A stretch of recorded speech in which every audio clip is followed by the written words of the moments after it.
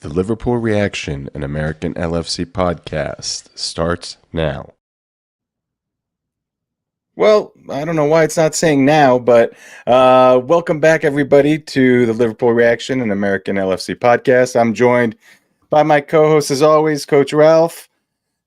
Coach, before we get into this game, last weekend we were both unavailable. Well, I was unavailable due to a trip, but just to touch real quick on the Fulham game, I think the biggest thing we can kind of take away from that game is just we were poor, we were sloppy, and Fulham punished us for it.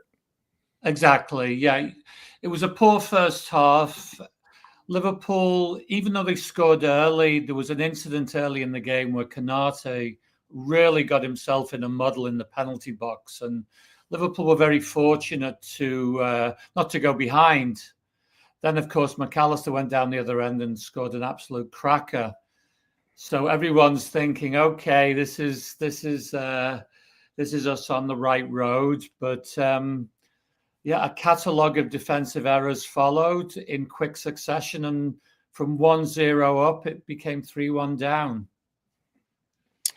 Yeah, it was unfortunate, but the games are winding down here, Coach, and let's go ahead and dive into today's game against West Ham at Anfield. But before, we have some news that broke between the game against Fulham and the game with West Ham. Mo Salah signed a 2-year extension. He did. And I know that a lot of fans have been fretting over this, but in all honesty, it didn't come as a big surprise. He clearly wanted to come back.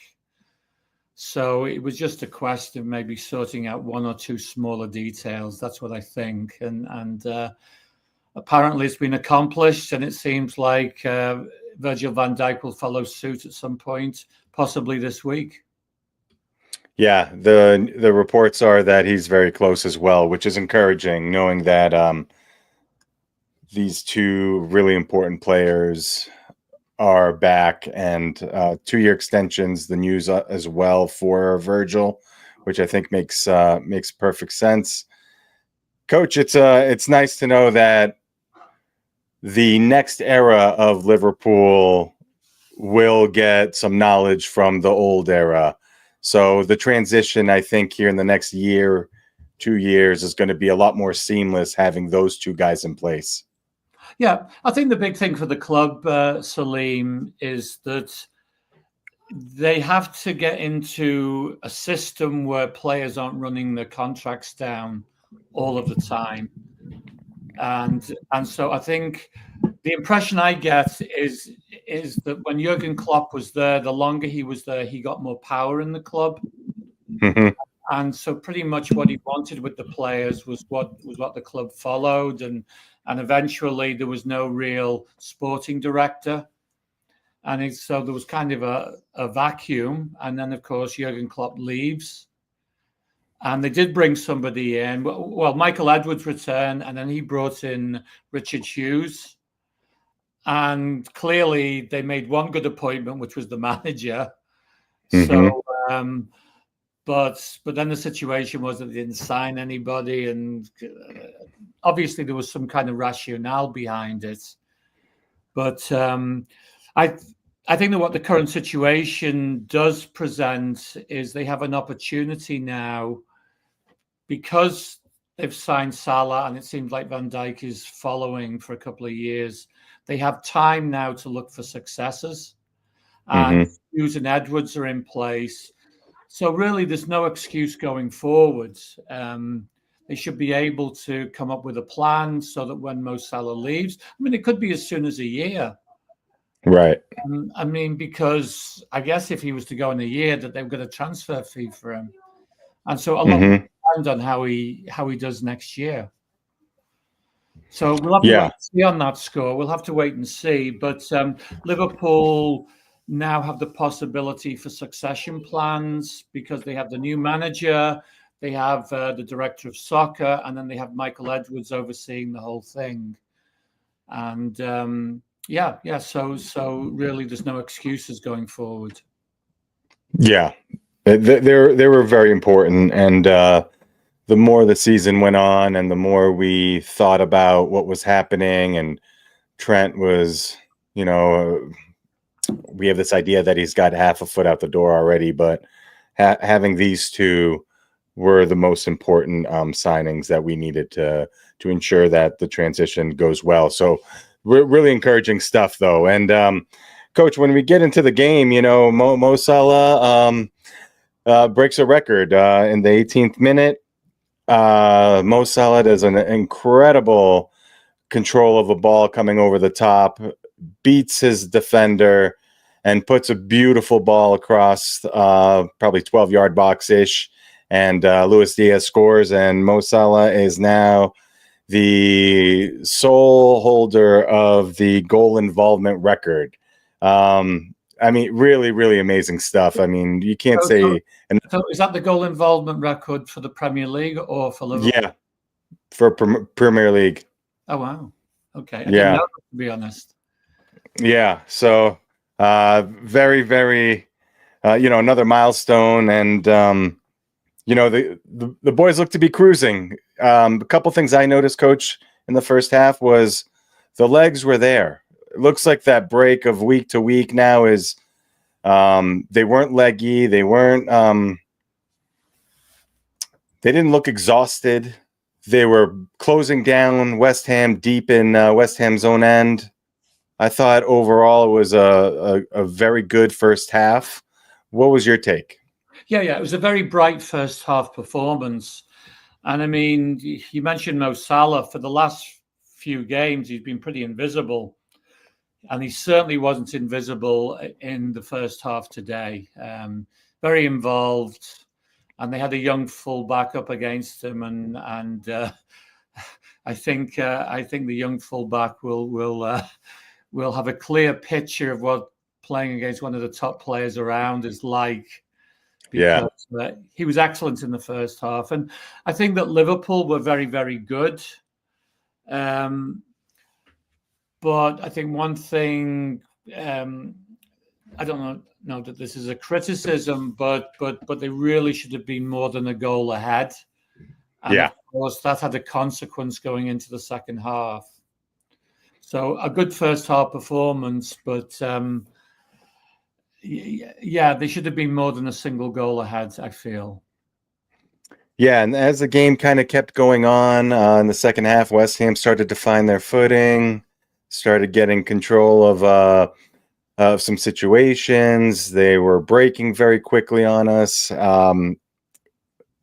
What's fantastic about having a goalie like Alisson is knowing that when it's one-on-one or there's a potential shot that looks like it's going in. I mean, he is so big, he is so quick, his angles are dead on. He's got this kind of slide on one knee technique where he can get up very quickly as well.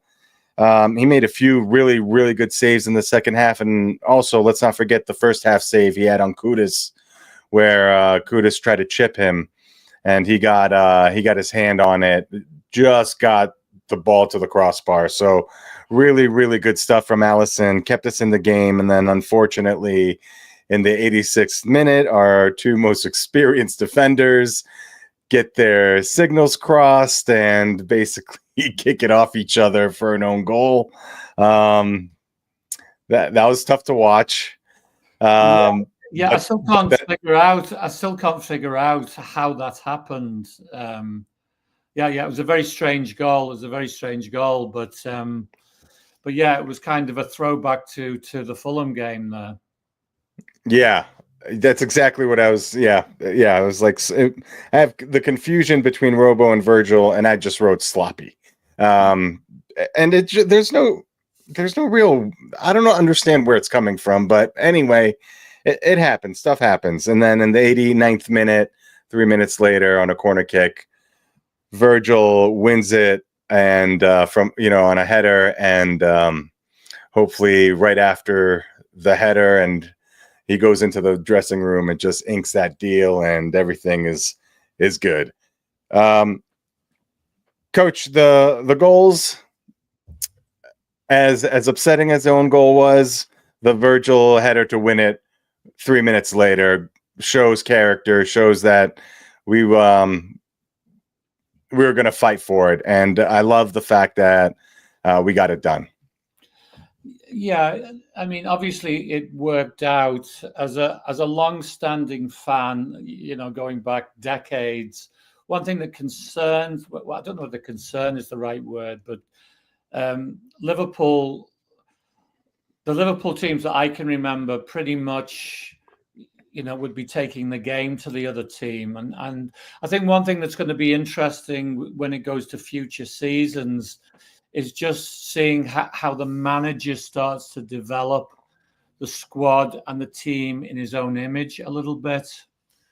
Because it felt in the second half, it got to a certain point, they didn't score a second goal, and it starts to feel like they're not really trying to get a second goal almost.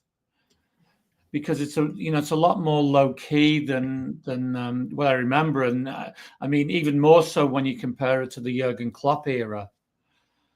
So okay, they had to step it up, but they didn't have a lot of time. So they were fortunate that they got the winner, and so you kind of think, well, couldn't they have done this earlier? Before they enabled the opponent to get an equalizer, because it could so easily have ended up a draw. Yeah, for sure. A couple things to note about the lineup. Connor Bradley was back. Coach, the fact that now Connor Bradley, looks to be the next right back for Liverpool, the energy and the space he creates for Mo Salah by overlapping and supporting him really shows how important support for Mo Salah is on that right side, because without him and without Trent, Mo's been quiet for about 4 or 5 games now, and it's concerning. But realistically, the fact that Connor Bradley was back, I think he needs somebody strong in the right back position to support him and to basically create space and room for him. Yeah. I think that was a huge factor in the fact that he was more involved in the game this time. I mean, I'm sure that now that the contract situation is public, obviously gives a boost as well. But having a fullback, that has more of an attacking mind to him certainly helped. And Bradley, obviously, he's not the same kind of style as Trent, but I mean, how many fullbacks are? So I don't think that Liverpool will really be able to replace Trent like for like. And that's just the way that it is. I mean, Bradley's a very good fullback. He's more Andy Robertson style, I would say. Very, very similar. A lot of energy, gets up on the outside, a good crosser of the ball. And gets stuck in pretty good too. Oh yeah. So he's got a good defensive side to his game too. So I think he's a good replacement. But if you're expecting the same kind of replacement as Trent Alexander-Arnold, then I guess you'll be disappointed, because he's a different style of player. Yeah. Clearly, we'll need some sort of backup in that situation as well. Excuse me, but it was nice to see him back. He played 60 minutes, and that's really when we started tailing off, and West Ham really was getting a grip of the game. But Coach, at the end of the day, we're 13 points clear and literally could win the league next week. So if we win at Leicester and Arsenal lose to Ipswich at Portman Road, we could be crowned champions as early as next week. Yeah. I mean, Arsenal dropped points again. So clearly, I think that their priority is Champions League, which you can't blame them for that. And it looks like they're going to advance to at least the semi-finals. So So even if they get 3 points next week, you have to believe that down the road anyway, that they're going to be thinking about the semi-final. Yeah. And of course, they still have to come to Anfield as well. Coach, So that's bold. That's bold that you're counting out Real Madrid. yeah, yeah, I know what can happen, but I think Arsenal are so strong defensively, even without Gabriel missing. Yeah. I think as long as they don't concede early, if they concede early, then I think it becomes more of a match. But yeah, I have a feeling. Arsenal should really advance now. I watched the highlights to the first game. I mean, Declan Rice looked like Roberto Carlos out there. Oh, you did, I mean, holy cow, those free kicks were incredible. I didn't know he had that. I don't think he knew he had it either. But they were incredible free kicks. So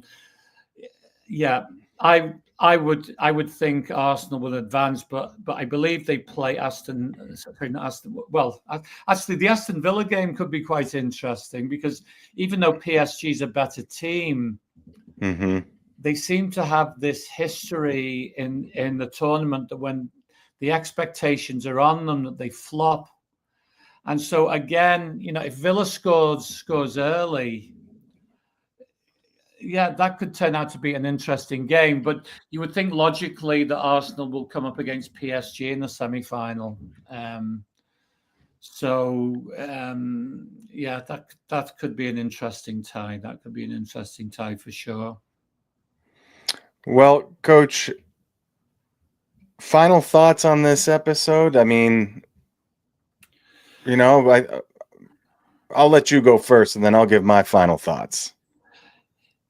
Yeah, I mean, I thought a very good first half performance, and actually, you probably nailed on. I think that once they took off Bradley, that probably took some of the momentum out of Liverpool, and I think psychologically, because of the way that Slot encourages them to play, they were low key. West Ham came into the game. Kudus actually reminds me of Sadio Mane. Something about him. Very good player. Bowen's a good player. You got Paqueta in midfield. So Paqueta was excellent in the second half.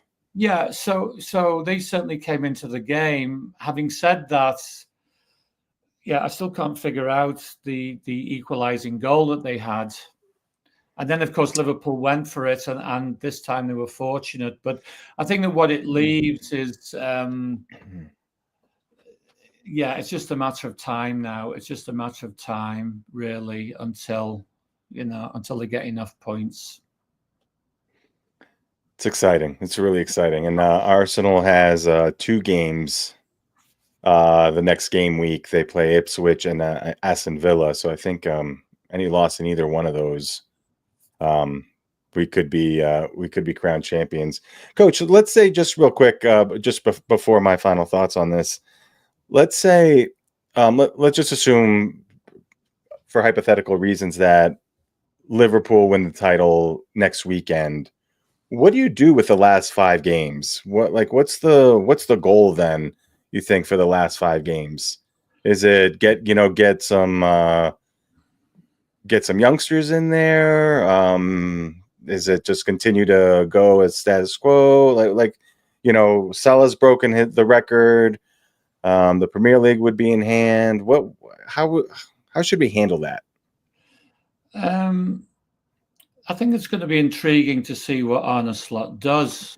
I mean, if they were to secure it next weekend, I have a feeling that they won't, by the way. But if they should, I mean, then the Tottenham game, as long as they win at Leicester, then Tottenham, I mean, that's going to be an absolute cauldron that day. And in a funny way, it might be nice for them to clinch it at home, I think. Yeah. Just because of the recent history and what happened the last time with COVID.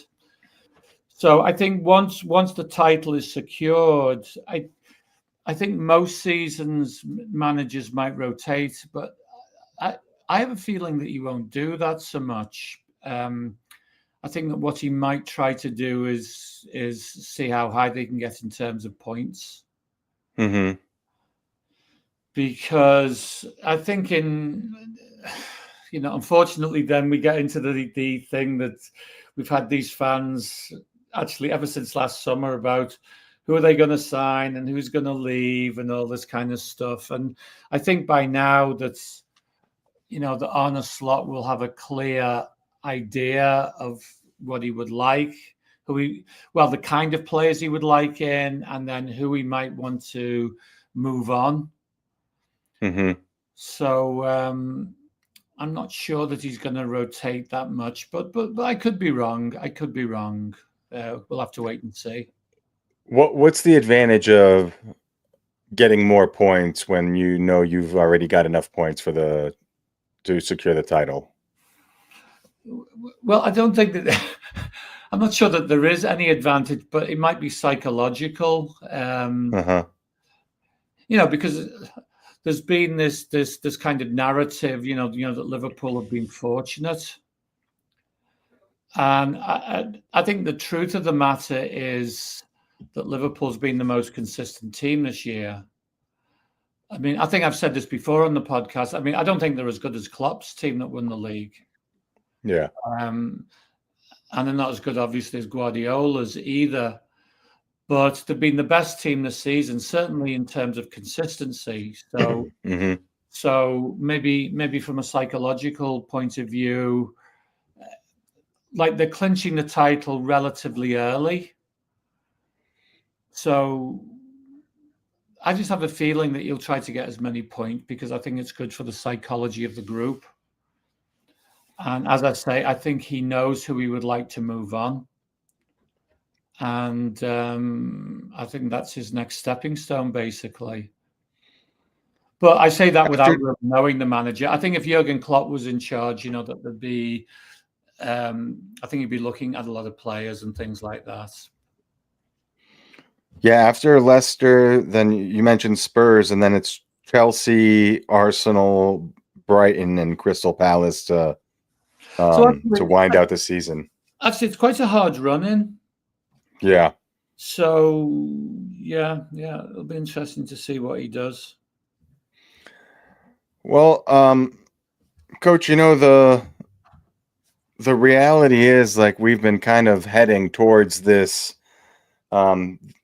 this title, and Christmas we really looked at it and we're really encouraged with the team. The first year of Arne Slot has been excellent. We'd constantly talked about being patient with him, but he's the expectations of him, and when he starts to bring in some of the attributes of players that he wants, and kind of moves from the Klopp team to the Slot team, so to speak. It's going to be really fascinating to see how that's going to play out next year, specifically knowing that Arsenal is, a very good team. Manchester City could reload. They already reloaded during the winter the January transfer window. Aston Villa loaded up too. So there's some. I mean, the league just keeps getting better, and the competition's not going to stop. So, understanding that we need a right back, we need a left back, probably a center back, we need a striker, maybe another midfielder. It's going to be interesting how this all boils down, and the fact that we're 1 to 2 weeks away from the title is just so heartwarming, really, because the last one during COVID couldn't really celebrate it, even though fans started piling up outside of Anfield when it was determined that we won the title. So it's gonna be fun to see the red side of Merseyside being jubilant, and the party and the bus and all that. That's going to be very, very fun to see. Yeah, it's going to be a big celebration, that's for sure. And I think it would be a nice touch if they were to bring back the the members of the COVID winning side, or the team that won it in the COVID season. Yeah. Because they never really got to experience that, and I just it might be difficult because some of them are still playing and what have you. So so maybe not everyone can make it, but to bring back Jurgen Klopp, I know Milner's got an injury, so something like a James Milner should be able to come back, and so on and so forth. But we'll have to wait and see on that score. All right. Well, Liverpool fans, we are inching closer and closer. It's really kind of wild that it could happen next weekend, but if not, we have the Tottenham game, and Tottenham looked like Swiss cheese against the Wolves today. So pretty encouraging either way. Anyway, folks, thank you so much for listening. As always, Coach, thank you for your insights. Another Liverpool win, 13 points clear, and title is at the end of the tunnel there, the light's there. So we're excited to see if it'll be next week or the week after, but regardless, it's right there. So take care, everybody. Thank you so much for listening and watching on YouTube. Please make sure you subscribe to both our either our podcast or our YouTube. Make sure you get the notifications on there so you will know exactly when our next podcast is up and going. So as always, thank you so much for listening and watching, and take care, everybody. Bye now.